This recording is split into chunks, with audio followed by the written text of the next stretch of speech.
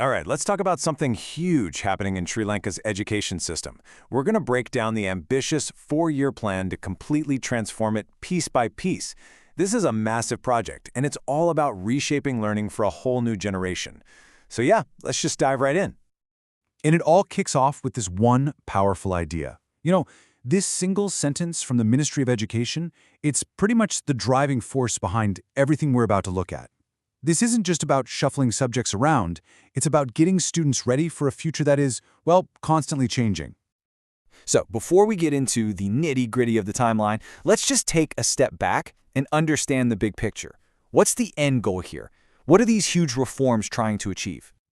Okay, so the whole plan really rests on these key pillars. We're talking about making what kids learn in school actually relevant to the real world, focusing on skills like critical thinking, boosting science and tech, and crucially, making sure every single student gets a fair shot. It's all about building a system that's more practical, more skilled, and way more inclusive for everybody.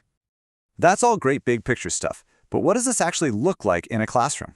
Let's break down the new toolkit that students and teachers are going to be working with. So probably the single biggest change you're going to hear about is this move from traditional subjects to something called modules. Just think of them as these focused, bite-sized building blocks of knowledge.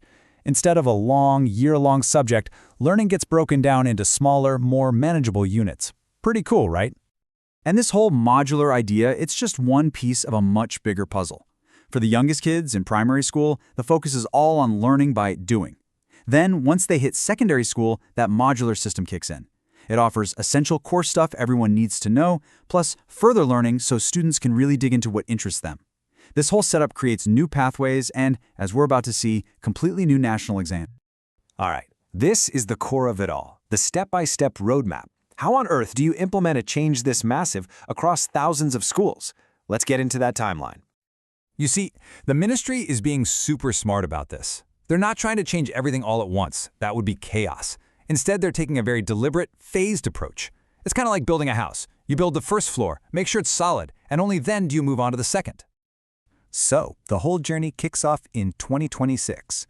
The new curriculum gets rolled out in 2 really important grades. Grade 1, the very start of primary school, and Grade 6, which is the beginning of junior secondary.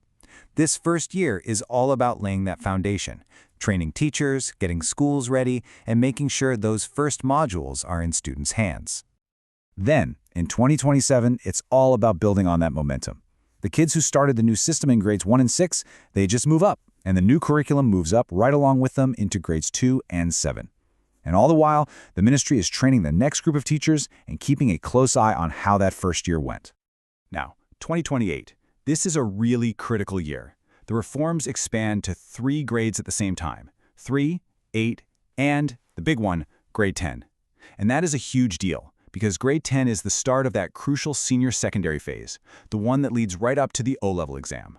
This is when things get really serious. And then we hit 2029, and this is where you really start to see the first major results of all this work. The rollout keeps going into grades 4, 9, and 11, but the massive news is that 2 major national assessments are being launched, a brand new skilled test for grade 9 students and the very first completely reformed GCE O-level exam for grade 11. You know what's so clever about this whole plan is the cycle they've created.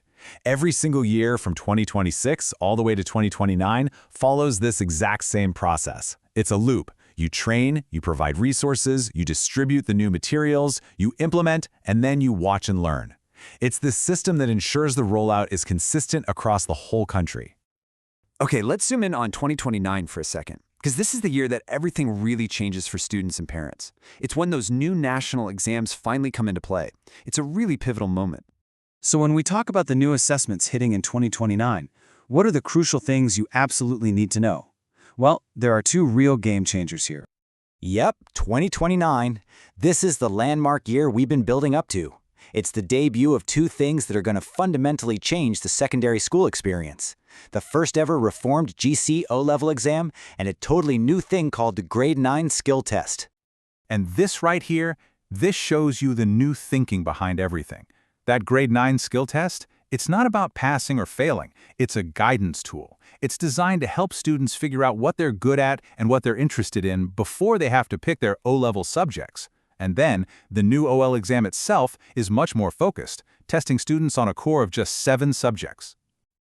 Okay, so let's put this all together. If you're a student or a parent, what does this whole 4-year roadmap really mean for you? What are the key takeaways? So here's the bottom line. This is a gradual, structured change. It is not happening overnight.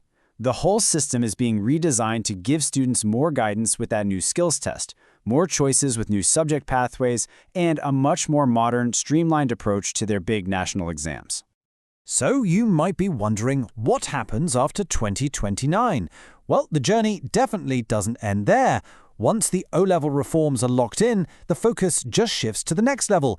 The GCE A-level exam is set to get its own overhaul, with the first new A-level exam planned for 2031.